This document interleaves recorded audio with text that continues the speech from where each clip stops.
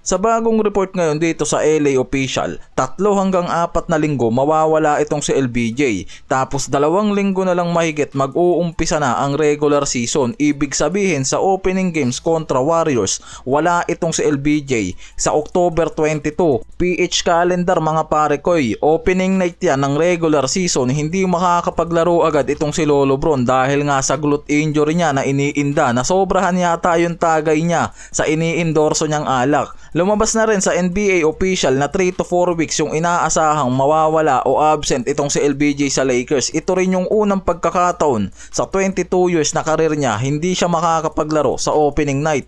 Sa Bleacher Report sinasabi dahil sa kawalan ni LBJ sa lineup ngayon ng Lakers, mas malaki yung inaasahan dito kay Ayton lalo na pagdating sa loob, mga cut plays mula kay Luka, offensive glass at paint.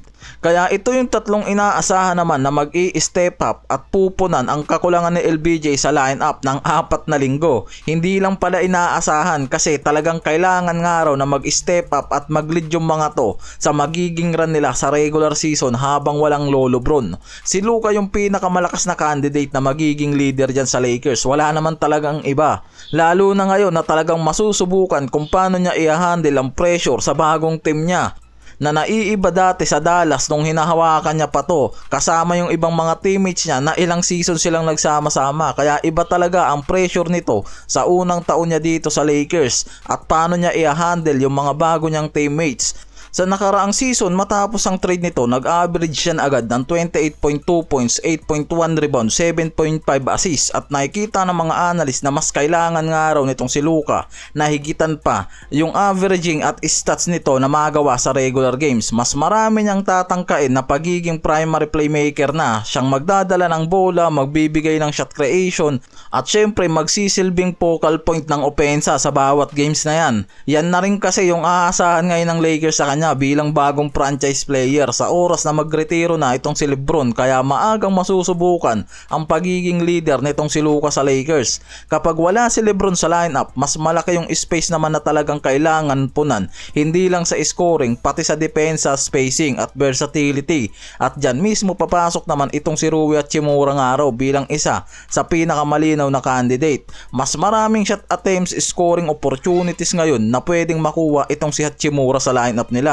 Kung dati may mga pagkakataon na hindi siya ang primary option sa opensa dahil maraming option ng Lakers sa scoring at playmaking, lalo na kapag magkasama nga si LeBron, Luka at Reeves.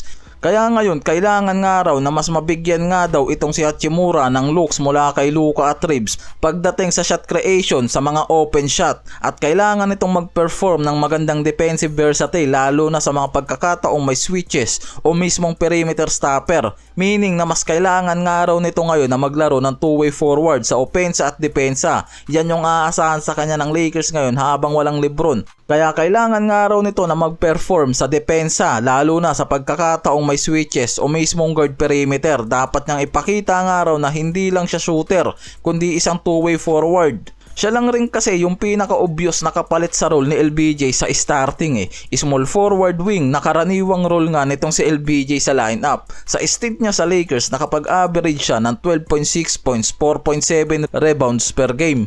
Plus magandang shooting efficiency mula sa field goal at 3-point accuracy. May expectation din kasi ngayon na lumalabas na pwedeng mabigyan agad ng big role itong si Jake LaRavia sa lineup ng Lakers. Dahil sa pagkakawala nga nitong si LeBron.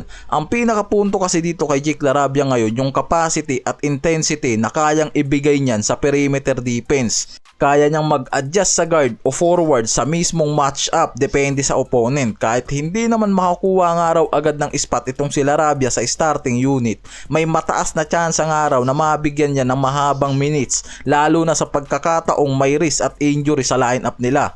At ayon mismo sa mga report na lumalabas, sinasabi na si Jake LaRavia ngayon mas nagiging komportable pa sa role na binigay sa kanya ni JJ Redick. Kaya niyang mag-adjust depende sa lineup bilang connector sa oras nga raw na walang Luka at LeBron. Pwedeng off-ball spacer kapag bumalik na sila sa lineup.